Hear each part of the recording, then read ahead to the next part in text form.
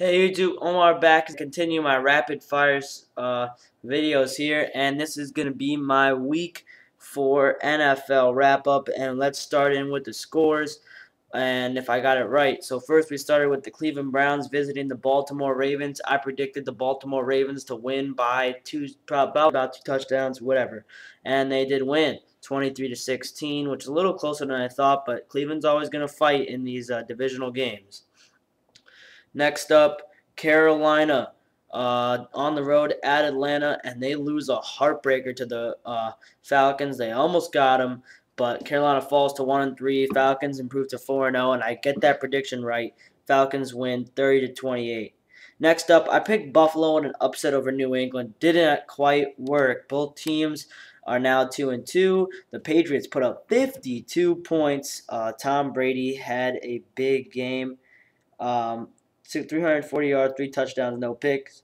Fitzpatrick had 350 yards and 4 touchdowns, but also 4 picks. So Buffalo loses 52-28. Next, I had Detroit beating Minnesota, and that did not work out. Minnesota really proven things to me earlier in the season.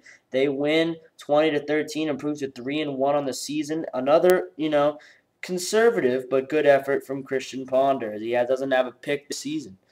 So I was 2-2 at that point. Next up, San Diego, Kansas City, easy. I picked San Diego, and they beat Kansas City 37-20. Castle threw 3 picks for Kansas City. Next up, I picked Seattle over St. Louis, and this was my 3rd game wrong, so I was 3-3 at this point. St. Louis kind of surprised me as they moved to 2-2. And it was no real. I mean, they had the fake field goal touchdown, but no real surprising things from anywhere. From anywhere for St. Louis in terms of stats. Marshawn Lynch had a big day for Seattle, but it didn't matter. Next up, San Francisco absolutely dominated the Jets, so I got this one right. Improving my record to 4-3 at this point, 34-0. I knew there was no chance for the Jets to win this game, and they really didn't have a chance.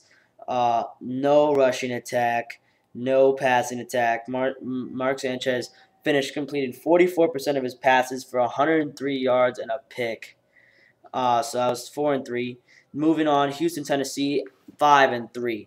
That's right, 38-14 was the final score. Jake Locker got hurt in this one, and a big game added Chris Johnson for Tennessee for 141 yards. Did not get in the end zone, so it didn't mean much. And Matt Schaub and the Houston Texans improved to 4-0. So I was 5-3, and then I just kept it on a roll. Picked Denver over Oakland. That worked easily. 37-6. I thought this game was at least going to be close. It was not. Peyton Manning, 78% complete, 338 yards, 3 touchdowns, no pick. Big game.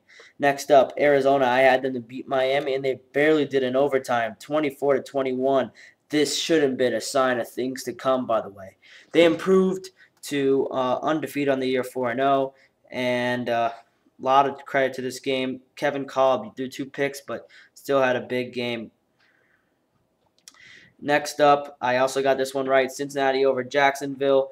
In fact, that was my Eliminator Challenge pick, and it wasn't a problem as Cincinnati basically dominated the game 27-10. Next up, New Orleans and Green Bay. I thought this one was going to be close. It was. I mean, New Orleans hung in there, but they could not pull it out.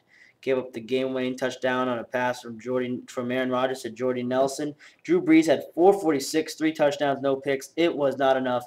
New Orleans falls to 0-4, 28-27. They lose. And I got that one right. And then I picked Tampa Bay over Washington. I'm not sure. No, maybe I picked Washington. I picked Washington, and they beat Tampa Bay just barely, 24-22. Robert Griffin, 323 yards, no touchdowns, no picks.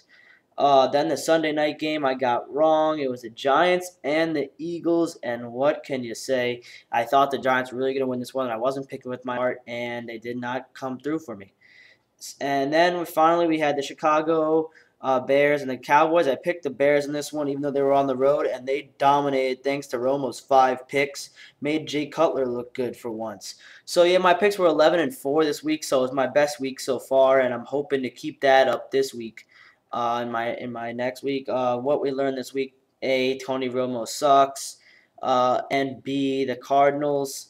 Which one's more for real, the Texans or the Cardinals? That answer would soon be given to me via Thursday Night Football, but we're not getting into that just quite yet in this video. This video is over. The next video coming out will be a college football preview for tomorrow, week 7. Is this week 7 that's coming up? Let me see. Week 6 of the college football season. So I'll see you guys later.